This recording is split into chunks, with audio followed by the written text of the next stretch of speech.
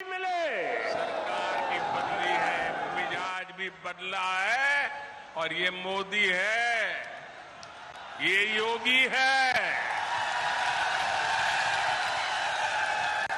अब उस पुरानी सोच को छोड़कर, उसे पीछे रखकर हम एक नए तरीके से आगे बढ़ रहे हैं। साल 2017 के बाद से उत्तर प्रदेश में कनेक्टिविटी के जो काम शुरू हुए, उनमें बड़े शहरों के साथ ही छोटे शहरों को भी उतनी ही प्राथमिकता दी गई है। ये बुंदेलखंड एक्सप्रेसवे चित्रकूट, बांदा, हमीरपुर, महोबा, जालौन, औरैया और इटावा से होकर गुजर रहा है। पूर्वांचल एक्सप्रेसवे लखनऊ के साथ ही बाराबंकी, अमेठी, सुल्तानपुर, अयोध्या, अंबेडकर नगर, आजमगढ़, मऊ और गाजीपुर से गुजर रहा है। गोरखपुर लिंक एक्सप्रेस अंबेडकर नगर, संत कबीर नगर और आजमगढ़ को जोड़ता है।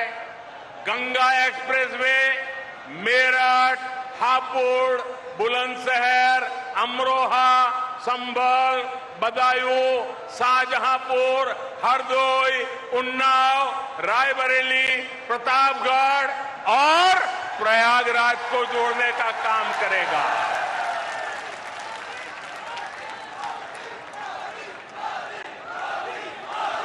दिखता है कितनी बड़ी ताकत पैदा हो रही है। उत्तर प्रदेश का हर कोना नए सपनों को लेकर के, नए संकल्पों को लेकर के अब तेज गति से दौड़ने के लिए तैयार हो चुका है। और यही तो सबका साथ है, सबका विकास है। न कोई पीछे छूटे, सब मिलकर आगे बढ़े। इसी दिशा में डबल इंजन की सरकार लगातार काम कर रही है। यूपी के छोटे छोटे जिले हवाई सेवा से जुड़े, इसके लिए भी तेजी से काम किया जा रहा है। बीते कुछ समय में प्रयागराज, गाजियाबाद में नए एयरपोर्ट टर्मिनल बनाए गए। कुशीनगर में नए एयरपोर्ट के साथ ही नोएडा के जेवर में एक और इंटरनेशनल एयरपोर्ट पर काम चल रहा है। भविष्य में यूपी के कई और शहरों को वहां भी हवाई रूट से जोड़ने की कोशिश हो रही है। ऐसी सुविधाओं से पर्यटन उद्योग को भी बहुत बल मिलता है। और मैं जब आज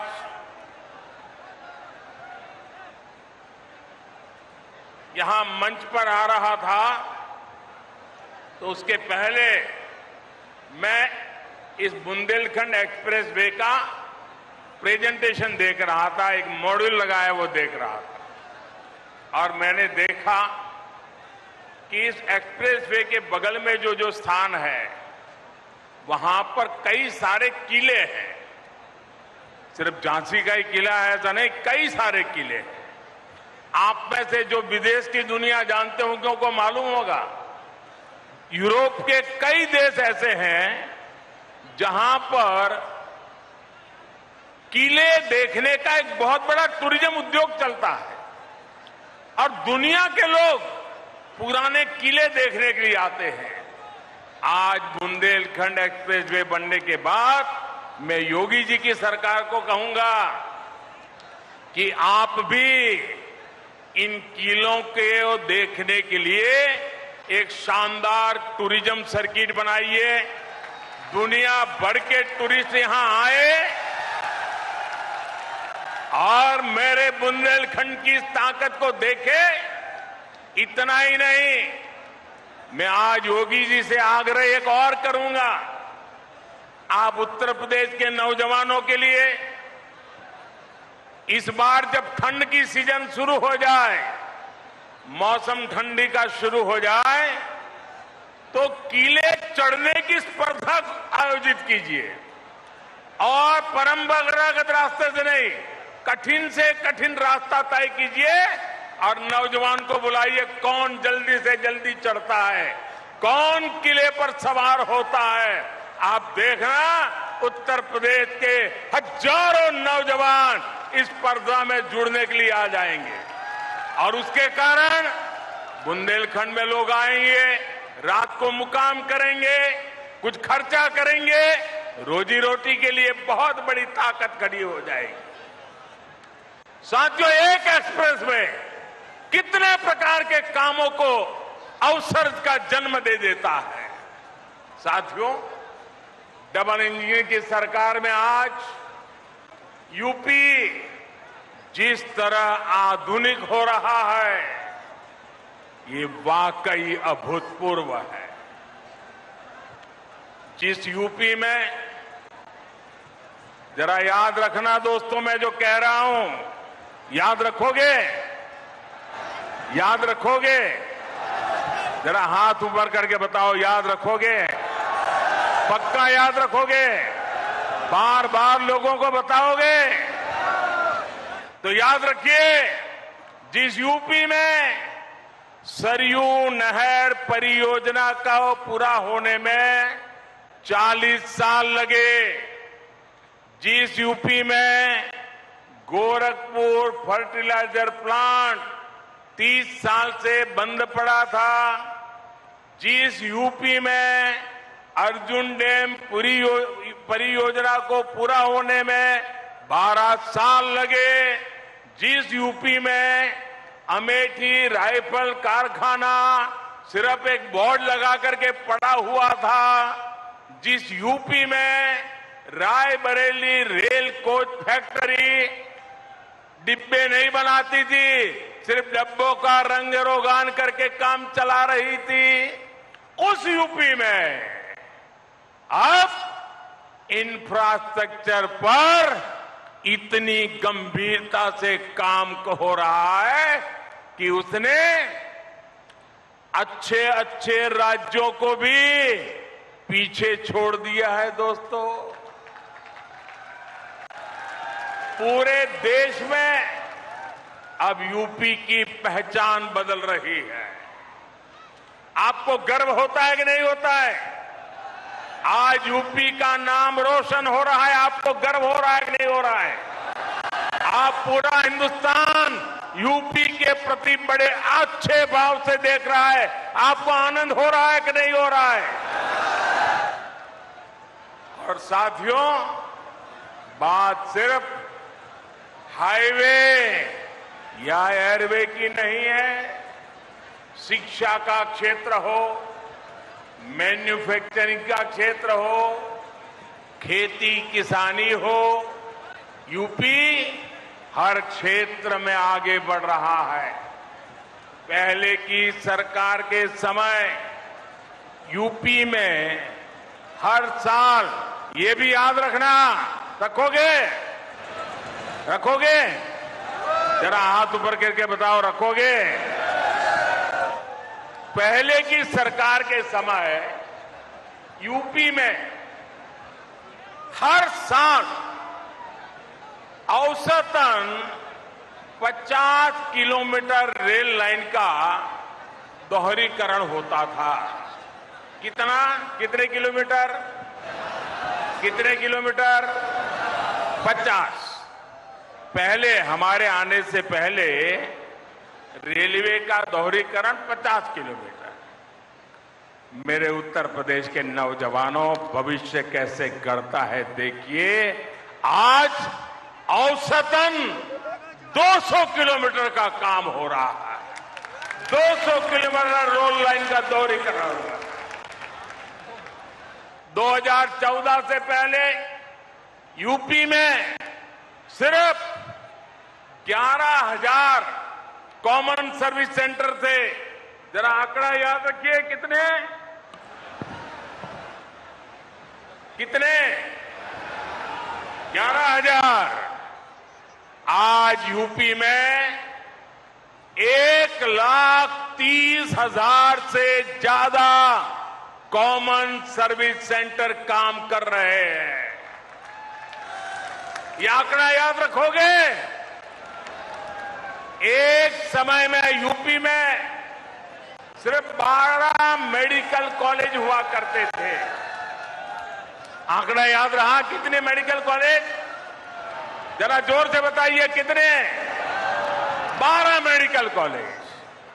आज यूपी में 35 से ज्यादा मेडिकल कॉलेज है और 14 नए मेडिकल कॉलेज पर काम चल रहा है। मतलब कहां 14 और कहां 50।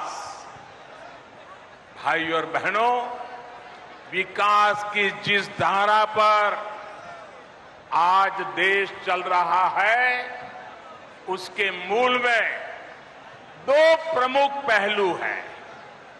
एक है इरादा और दूसरा है मर्यादा। हम देश के वर्तमान के लिए नई सुविधाएं नहीं गढ़ रहे, बल्कि देश का भविष्य भी गढ़ रहे हैं। पीएम गति शक्ति नेशनल मास्टर प्लान के जरिए हम 21वीं सदी के इंफ्रास्ट्रक्चर के निर्माण में जुटे हैं। और साथियों, विकास के लिए हमारा सेवा भाव ऐसा है कि हम समय की मर्यादा को टूटने नहीं देते। हम समय की मर्यादा का पालन कैसे करते हैं, इसके अनगिनत उदाहरण हमारे इसी उत्तर प्रदेश में है। काशी में विश्वनाथ धाम के सुंदरीकरण का काम हमारी सरकार ने शुरू किया और हमारी ही सरकार ने इसे पूरा करके दिखाया। गोरखपुर एम्स का शिलान्यास भी हमारी सरकार ने किया और उसका लोकार्पण भी इसी सरकार में हुआ। दिल्ली मेरठ एक्सप्रेसवे का शिलान्यास भी हमारी सरकार ने किया और उसका लोकार्पण भी हमारी सरकार में हुआ। बुंदेलखंड एक्सप्रेस भी इसी का उदाहरण है। इसका काम अगले साल फरवरी में पूरा होना था, लेकिन ये 7-8 महीने पहले ही सेवा के लिए तैयार है मेरे दोस्तों। और कोरोना की परिस्थितियों के बावजूद कितनी कठिनाइयां हैं, हर परिवार जानता है। इन कठिनाइयों के बीच भी हमने इस काम को समय से पहले पूरा किया है। ऐसे ही काम से हर देशवासी को एहसास होता है कि जिस भावना से उसने अपना वोट दिया, उसका सही मायने में सम्मान हो रहा है, सदुपयोग हो रहा है। मैं इसके लिए योगी जी और उनकी टीम को बधाई देता हूं। साथियों, जब मैं कोई रोड का उद्घाटन करता हूं, कोई अस्पताल का उद्घाटन करता हूं, कोई कारखाने का उद्घाटन करता हूं, तो मेरे दिल में एक ही भाव होता है कि मैं जिन मतदाताओं ने ये सरकार बनाई है, उनको सम्मान देता हूं और देश के सभी मतदाताओं को सुविधा देता हूं। साथियों, आज पूरी दुनिया भारत को बहुत आशा से देख रही है। हम अपनी आजादी के 75 वर्ष का पर्व मना रहा है। अगले 25 वर्षों में भारत जिस ऊंचाई पर होगा उसका रोड मैप बना रहे हैं। और आज जब मैं बुंदेलखंड की धरती पे आया हूं, झांसी की रानी लक्ष्मीबाई के इलाके में आया हूं, यहां से, इस वीर भूमि से मैं हिंदुस्तान के 6 लाख से भी ज्यादा गांव के लोगों को करबद्ध प्रार्थना करता हूं कि आज जो हम आजादी का पर्व मना रहे हैं, इसके लिए सैकड़ों वर्षों तक हमारे पूर्वजों ने लड़ाई लड़ी है, बलिदान दिए हैं, यातनाएं झेली है। जब 75 वर्ष है, हमारा दायित्व बनता है अभी से योजना बनाए। आने वाला 1 महीना 15 अगस्त तक हर गांव में अनेक कार्यक्रम हो, गांव मिलकर के याद कार्यक्रम करे, आजादी का अमृत महोत्सव बनाने की योजना बनाए, वीरों को याद करे, बलिदानियों को याद करे, स्वातंत्र सेनानियों को याद करे, हर गांव में नया संकल्प लेने का एक वातावरण बने। ये मैं सब देशवासियों को आज इस वीरों की भूमि से प्रार्थना करता हूं। साथियों, आज भारत में ऐसा कोई भी काम नहीं होना चाहिए जिसका आधार वर्तमान की आकांक्षा और भारत के बेहतर भविष्य से जुड़ा हुआ न हो।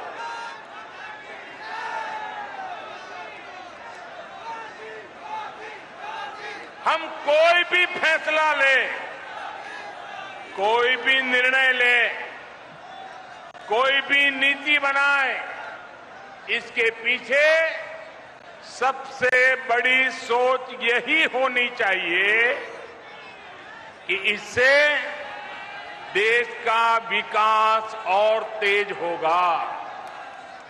हर वो बात जिससे देश को नुकसान होता है, देश का विकास प्रभावित होता है, उससे हमें हमेशा हमेशा दूर रखना है। आजादी के 75 वर्षों बाद भारत को विकास का ये सबसे बेहतरीन मौका मिला है। हमें इस मौके को गंवाना नहीं है। हमें इस कालखंड में देश का ज्यादा से ज्यादा विकास करके उसे नई ऊंचाई पर पहुंचाना है, नया भारत बनाना है। साथियों, नए भारत के सामने एक ऐसी चुनौती भी है जिस पर अगर अभी ध्यान नहीं दिया गया तो भारत के युवाओं का, आज की पीढ़ी का बहुत नुकसान हो सकता है। आपका आज गुमराह हो जाएगा और आपकी आने वाली कल अंधेरे में सिमट जाएगी। दोस्तों, इसलिए अभी से जागना जरूरी है। आजकल हमारे देश में मुफ्त की रेवड़ी बांटकर वोट बटोरने का कल्चर लाने की भरसक कोशिश हो रही है। ये रेवड़ी कल्चर देश के विकास के लिए बहुत घातक है। इस रेवड़ी कल्चर से देश के लोगों को और खास करके मेरे युवाओं को बहुत सावधान रहने की जरूरत है। रेवड़ी कल्चर वाले कभी आपके लिए नए एक्सप्रेसवे नहीं बनाएंगे, नए एयरपोर्ट या डिफेंस कॉरिडोर नहीं बनवाएंगे। रेवड़ी कल्चर वालों को लगता है कि जनता जनार्दन को मुफ्त की रेवड़ी बांटकर उन्हें खरीद लेंगे। हमें मिलकर उनकी सोच को हराना है, रेवड़ी कल्चर को देश की राजनीति से हटाना है। साथियों, रेवड़ी कल्चर से अलग हम देश में रोड बनाकर, नए रेल रूट बनाकर लोगों की आकांक्षाओं को पूरा करने का काम कर रहे हैं। हम गरीबों के लिए करोड़ों पक्के घर बना रहे हैं। दशकों से अधूरी सिंचाई परियोजनाएं पूरी कर रहे हैं। छोटे बड़े अनेक डैम बना रहे हैं। नए नए बिजली के कारखाने लगवा रहे हैं ताकि गरीब का, किसान का जीवन आसान बने और मेरे देश के नौजवानों का आने वाला भविष्य अंधकार में डूब न जाए। साथियों, इस काम में मेहनत पड़ती है, दिन रात खटना पड़ता है, खुद को जनता की सेवा के लिए समर्पित करना होता है। मुझे खुशी है कि देश में जहां भी हमारी डबल इंजन की सरकार है, वो विकास के लिए इतनी मेहनत कर रही है। डबल इंजन की सरकार मुफ्त की रेवड़ी बांटने का शॉर्टकट नहीं अपना रही। डबल इंजन की सरकार मेहनत करके राज्य के भविष्य को बेहतर बनाने में जुटी है। और साथियों, आज मैं आपको एक और बात भी कहूंगा। देश का संतुलित विकास छोटे शहरों और गांवों में भी आधुनिक सुविधाओं का पहुंचना, ये काम भी एक प्रकार से सच्चे अर्थ में सामाजिक न्याय का काम है। जिस पूर्वी भारत के लोगों को, जिस बुंदेलखंड के लोगों को दशकों तक सुविधाओं से वंचित रखा गया, आज जब वहां आधुनिक इंफ्रास्ट्रक्चर बन रहा है तो ये सामाजिक न्याय भी हो रहा है। यूपी के जिन जिलों को पिछड़ा मानकर उन्हें अपने हाल पर छोड़ दिया गया था, वहां जब विकास हो रहा है तो ये भी एक तरह का सामाजिक न्याय है।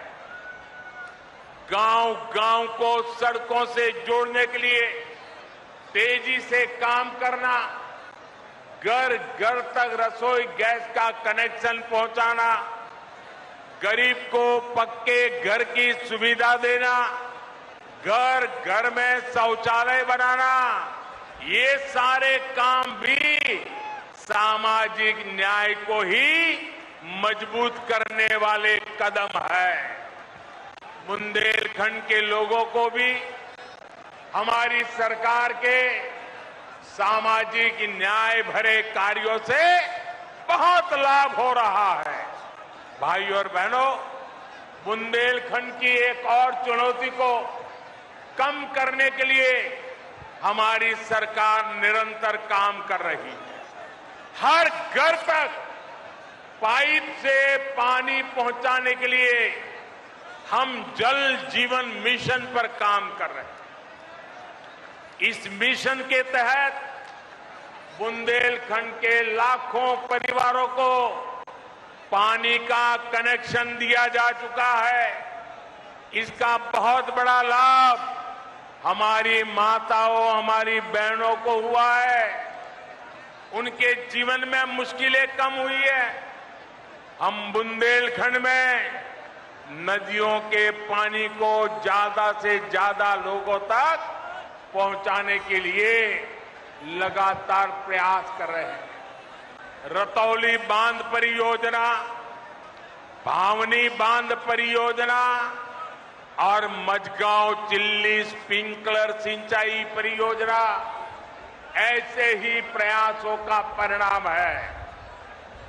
केन बेतवा लिंक प्रोजेक्ट के लिए हजारों करोड़ रुपए स्वीकृत किए जा चुके हैं। इससे बुंदेलखंड के बहुत बड़े हिस्से का जीवन बदलने वाला है। साथियों, मेरा बुंदेलखंड के साथियों से एक और आग्रह भी है। आजादी के 75 वर्ष के अवसर पर देश के अमृत सरोवरों के निर्माण का संकल्प लिया है।